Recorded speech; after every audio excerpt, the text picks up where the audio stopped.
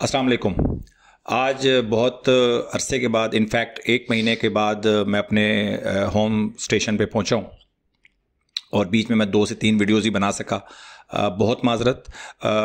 मैं बीच में जो मैंने वीडियोस बनाई थी उसमें मैंने आपको कहा था कि मेरी इतनी ज़्यादा इस मार्केट में इतनी ज़्यादा आपको मेंटोर की या एनालिसिस की इतनी ज़्यादा ज़रूरत नहीं होती, क्योंकि तमाम आइटम्स जो हैं कोई भी आप ले लें तो मार्केट तो चल रही है, तो इतना ज़्यादा उसके साथ एनालिसिस की ज़रूरत नहीं थी। हाँ, एक मॉरल सपोर्ट की एक ज़रूरत थी जो मैं आपको नहीं प्रोवाइड कर सका, और मैं कोशिश करूँगा कि नेक्स्ट टाइम ऐसा ना हो। अगर मैं एब्सेंट हूँ तो मेरी एब्सेंस में मेरी टीम जो है वो मेरा रोल जो है वो निभा रही हो, अच्छे तरीके से निभा रही हो।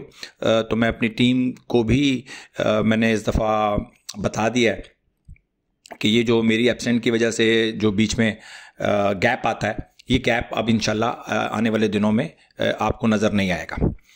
और जहाँ तक बात है मार्केट की, तो मार्केट 2 से 3 दिनों में थोड़े से करेक्शन फेज में है। ठीक है, मंदी मैं इसको हरगिज़ नहीं कहूँगा, वो इसलिए नहीं कहूँगा, मैं आपको बता देता हूँ। अगर देखें, जब हम बात करते हैं मार्केट की और इंडिविजुअल स्टॉक की, तो वो दोनों डिफरेंट बातें होती हैं। बिल्कुल 180 डिग्री का फ़र्क हो सकता है दोनों के अंदर। मार्केट कई दफ़ा ऐसा होता है कि मार्केट कुछ और होती है और आपके पास जो स्टॉक है उसकी चाल कुछ और होती है। तो ये हमेशा ज़हन में रखा करें कि वो चाल है क्या बेसिकली। ठीक है,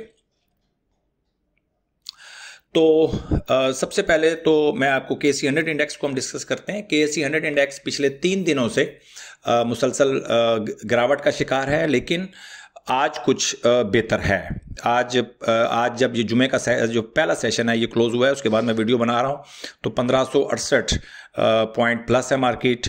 और कोई देखें 45 की मूविंग एवरेज से भी ऊपर है और 200 की मूविंग एवरेज से भी ऊपर मार्केट ट्रेड कर रही है। और RSI भी 56 पे चल रही है। कल RSI क्लोज हुई थी 53 पे।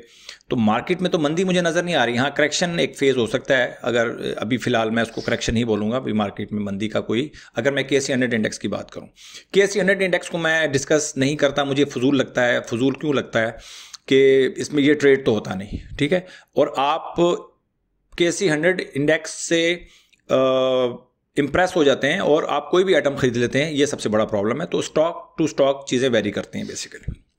तो हम सबसे पहले हम स्टॉक को डिस्कस करते हैं। तो अटक रिफाइनरी को मैं डिस्कस करना चाह रहा था। देखें, अटक रिफाइनरी में कोई ख़ास मंदी मुझे नज़र नहीं आ रही। देखें यहाँ पर कल भी मतलब इसने अच्छा परफॉर्म किया, ऊपर गया, उसके बाद नीचे क्लोज हुआ। लेकिन आप देख सकते हैं कि 45 की मूविंग एवरेज से बहुत ऊपर है, 200 की मूविंग एवरेज से बहुत ऊपर है। RSI भी, आज का RSI इसका 80 का चल रहा है। तो इसने तो जो मार्केट की जो थी, एक दिन सिर्फ एक थोड़ा सा शिकार हुआ है करेक्शन का, अदरवाइज इसमें कोई आपको मौका नहीं मिला बाइंग का दोबारा।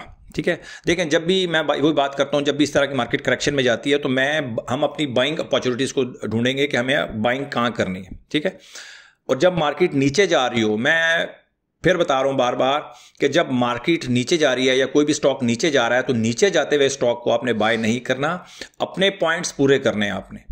आपने अंधाधुंध अपॉर्चुनिटी नहीं समझनी किसी भी चीज़ को। ये नहीं समझना कि यार अब इतना नीचे चला गया और नीचे कितना जाएगा, ये आपने हरगिज़ नहीं सोचना। मारी के बारे में मैं शाम को वीडियो बनाऊंगा डिटेल के अंदर।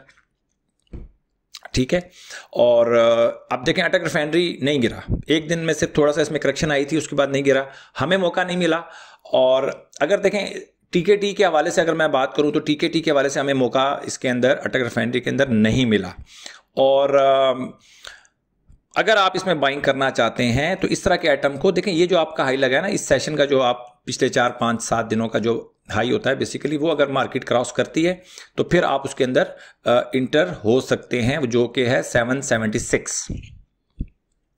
तो अभी अटक रिफाइनरी में 2 ही चांस हैं, या तो यहां से वो नीचे चला जाए और उसके बाद वो 60 की RSI तोड़े, उसके बाद अगर वो ऊपर जाता है तो हम उसको बाय करेंगे। अदरवाइज दूसरा तरीका यही होता है कि आप प्राइस एक्शन यूज़ करते हैं और प्राइस एक्शन में 776 का जो इसका हाई लगा था 17 दिसंबर को, वो अगर हाई क्रॉस होता है तो वो फिर हाई क्रॉस करके क्लोज हो जाए। ठीक है, तो आप उसको बाय कर सकते हैं। तो ये था अटक रिफाइनरी। और जो आइटम्स देखें स्ट्रांग होता है वो स्ट्रांग होता है। अगर अच्छा मज़े की बात मैं आपको बता दूं कि जो चीज़ें चल रही होती हैं ना, जैसे अब अटक रिफाइनरी है, अटक रिफाइनरी अगर नहीं गिरा फर्ज कर लें तो लोग उसको सेल कर देते हैं इस तरह की मंदी मार्केट में, मतलब काफ़ी सारी चीज़ें गिर रही होती हैं।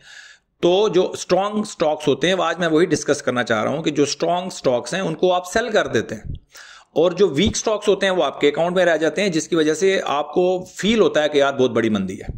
ठीक है, अब देखें अटक रिफाइनरी है, उसके बाद एक और स्टॉक मैं डिस्कस करता हूं आपसे, वो है पीएसओ। पीएसओ को भी आप देखें मंदी का शिकार नहीं हुआ, लेकिन आपको इसने शिकार कर लिया। आपको शिकार करने का मतलब यह है कि आप इसमें से जल्दी निकल जाते हैं, इस तरह के स्टॉक्स में से आप जल्दी निकल जाते हैं, और वीक स्टॉक्स आपके पोर्टफोलियो में रह जाते हैं, जिसकी वजह से मार्केट जब गिरावट का शिकार होती है तो आप बहुत ज़्यादा फील करते हैं, बहुत ज़्यादा फील करते हैं। अच्छे स्टॉक्स आप सेल कर देते हैं विदाउट एनी रीज़न। ठीक है, और बढ़ जाना उसका कोई रीज़न नहीं है। मैं समझता हूं कि प्राइस बहुत हाई हो गई और आप उसको सेल कर देते हैं, ये कोई रीज़न नहीं है। मेरे नज़दीक ये कोई रीज़न नहीं है। आपको स्टॉक को सेल करना है अगर वो कोई ख़राब चाल का मुजाहरा करे, तब आपके स्टॉप लॉस हिट होने चाहिए नीचे की तरफ।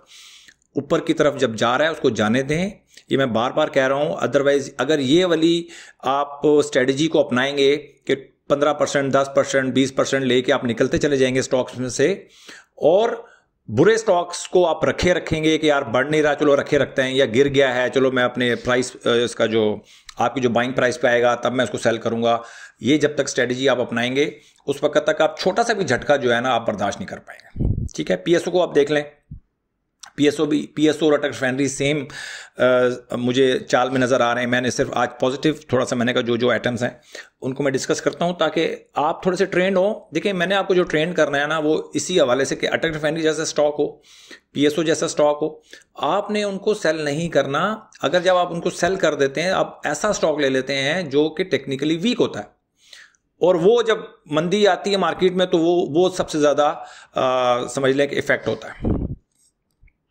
ठीक हो गया जी। इसके बाद है हमारे पास यूबीएल भी अच्छी करेक्शन, ये ज़बरदस्त इसने करेक्शन दिखाई है। ये मार्केट से हटके इसने करेक्शन दिखाई, बहुत पहले से करेक्शन में आ गया था, 6 दिसंबर के बाद ये करेक्शन में चला गया था, और करेक्ट होते होते आज इसकी अच्छी मूव बनी है, बट टीकेटी में नहीं आया। 52 की अभी आरएसआई चल रही है इसकी, और हो सकता है 1-2 दिन के बाद आपको यूबीएल में मौका मिले अंडर टीकेटी स्ट्रेटजी। अदरवाइज बड़ा अच्छा मौका है, 45 की मूविंग एवरेज पर ये आ चुका है, और यहीं से इसने